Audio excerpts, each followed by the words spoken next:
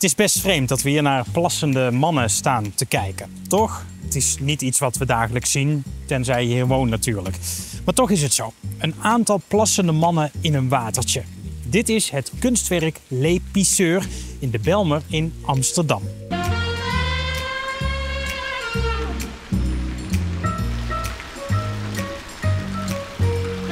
Deze sculptuur, zoals dat zo mooi heet, is gemaakt door Pascal Tailloux. Een Kameroense beeldhouwer, installatiekunstenaar en videokunstenaar. Ik ga je zo meteen vertellen waarom Pascal dit beeld maakte. Eerst iets meer over de kunstenaar zelf. Pascal Tailloux groeide dus op in Kameroen en studeerde rechten. Ondertussen leerde hij zichzelf ook het kunstenaarsvak aan. En hij is dus op dat gebied een autodidact. Nou, sindsdien is al meer dan 30 jaar zijn werk te zien op plekken over de hele wereld.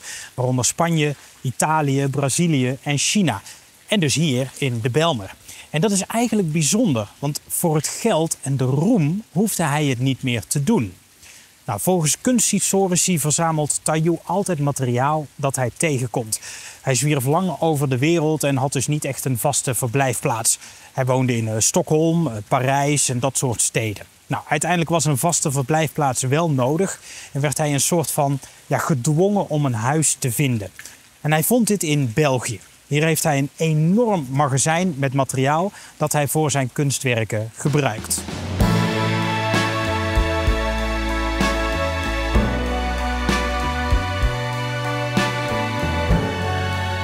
België dus. Het was je denk ik al opgevallen dat de sculptuur sterk is geïnspireerd op Manneke Pis in Brussel. Heel klein, heel druk, ergens op een hoekje van de straat. Nou, ik was zelf vorig jaar in Brussel en ik vond het eigenlijk het leukste om gewoon te kijken naar de mensen die naar Manneke Pis kijken. Dat vind ik bij de Mona Lisa bijvoorbeeld ook veel leuker dan het werk zelf. Hoe gek sommige mensen doen voor zo'n schilderij. En hoeveel mensen niet meer echt kijken, maar alleen een foto maken met hun telefoon. Maar goed, dat is een heel ander verhaal. Hier heb je overigens geen last van grote hordes mensen. Het is hier eigenlijk best rustig.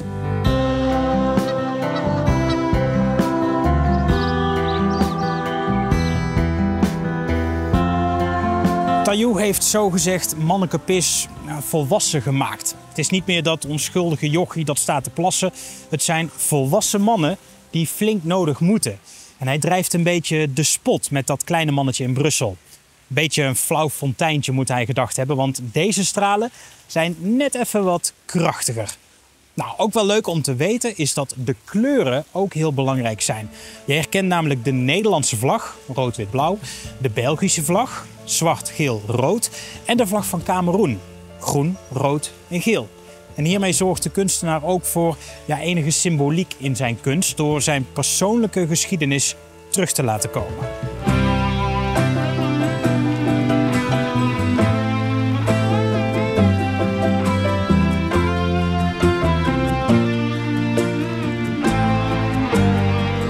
Tailloux wist bij het ontwerpen van dit werk ook precies waar het terecht zou komen. Vaak maken kunstenaars een beeld, dat wordt dan gekocht door een stad of gemeente en dit wordt dan ergens op een pleintje geplaatst. Nou, bij Tailloux niet. Die wist de locatie op voorhand al. En dat is nodig, want hij maakt volgens kunstkenners namelijk altijd iets dat echt in relatie staat met de omgeving waar het komt te staan. Deze beelden zijn dus ook gewoon in Nederland gemaakt, in opdracht van Tailloux. De mannen die hier staan te plassen zien er op zichzelf al bijzonder uit. Maar het wordt nog gekker als je bedenkt dat de beelden levensechte kopieën zijn van de kunstenaar zelf. Hier staat Pascal Tailloux dus als het ware zelf te plassen in verschillende kleuren. Dit zorgt ervoor, althans dat zeggen mensen die hier langskomen, dat je niet zo goed weet wat je moet doen als je de beelden ziet. Glimlachen, doorlopen en gewoon niet kijken of je misschien een beetje schamen. Want wat moet je nou met het feit dat een hoop naakte mannen, dat je die ineens ziet staan plassen? En flink ook. Nou, dat roept natuurlijk iets op, moet de maker gedacht hebben. Nou, nog meer symboliek zie je trouwens terug in het feit dat Tailloux zelf een donkere huidskleur heeft en zichzelf in allerlei kleuren uitbeeldt. Hiermee suggereert hij dat hij open staat voor alle kleuren van de wereld. Als het ware het goede voorbeeld geven.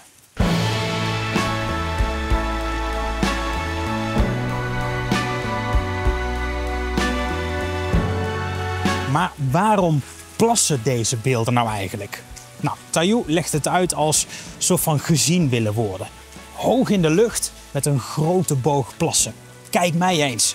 Of beter gezegd, kijk ons eens. Tayu heeft ervoor gekozen om deze sculptuur in de Bijlmer te plaatsen, zodat je er serieus over na kunt denken, maar er stiekem gewoon om moet glimlachen.